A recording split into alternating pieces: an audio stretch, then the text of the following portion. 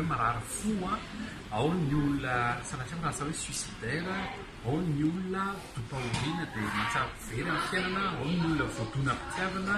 ao ihany koa ny olona mazava ho azy ny stress any amin'ny toeram-piasana, misy mandany dépression, burn-out. Dia ao anatin'izany olana rehetrarehetra zany natonga ny Rotary nanapa-kevitra hoe ndao iorganiser journée anankiray amin'ny 24 février izao ao amin'ny Radisson Blu io mikasika ny santé mentale positive. Ao zany dia ahitana psychologue, psychothérapeute, ahitana ihany koa coach, olona spécialiste amin'ny resaka thérapie brève, zany hoe ireo olona rehetrarehetra misehatra amin'izany hoe santé mentale positive izany.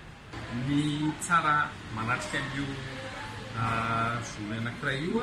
dia na olona miasa any amin'ny borao ka hoe miatra be an'izany hoe stress zany, na tanora na lahy na vavy ka mahatsapa hoe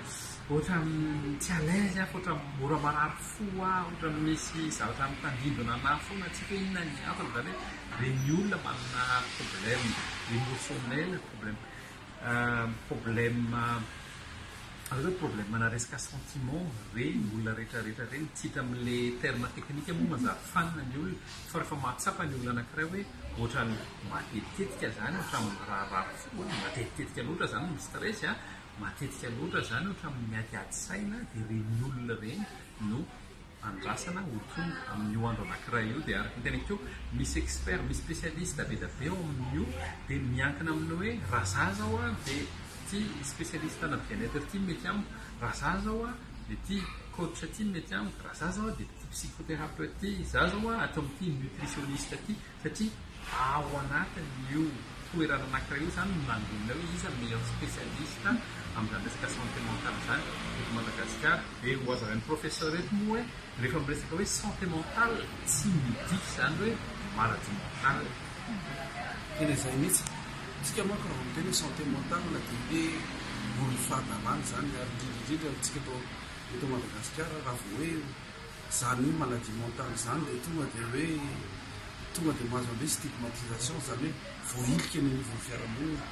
Io ilay voahilika ny anivon'ny fiarahamonina io mihitsy no tena tanjona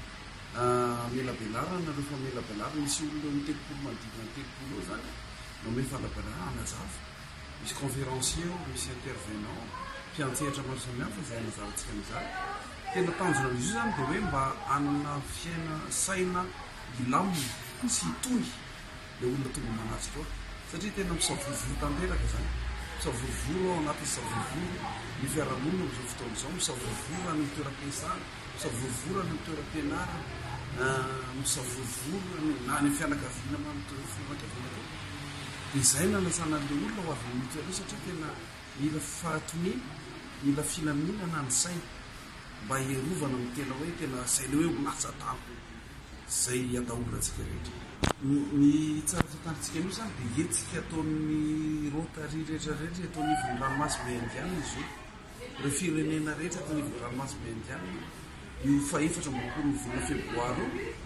io manao etsika daoly fanaira fanetana ny olona amin'izany santé mentale positive zany, satria azo atao tsara misoroka indrindrindrindra amin'ny alalan'ireo manampahaizana maro samihafa, ireo mpiantsehatra maro samihafa izay tonga izay fanazavana zany. Ary io dia programme ny Rotary international koa izay ny président Rotary international Gordon McKinley izay tena mandray tena lahara-pamena zany fahasalaman'ny saina zany.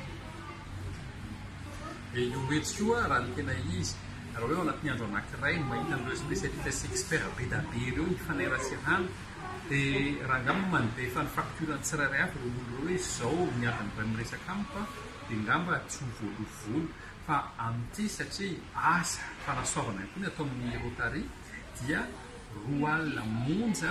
ny fandraisana anjara amin'ny tontolo andro, zany hoe na ahora zany ilay olona manomboka maraina faraparivon'ny andro dia roa alina monja no alohany dia afaka izy misitraka amin'ireo fionana fizarana sy ny atrikasa rehetrarehetra ao anatin'io tontolo andro anankiray.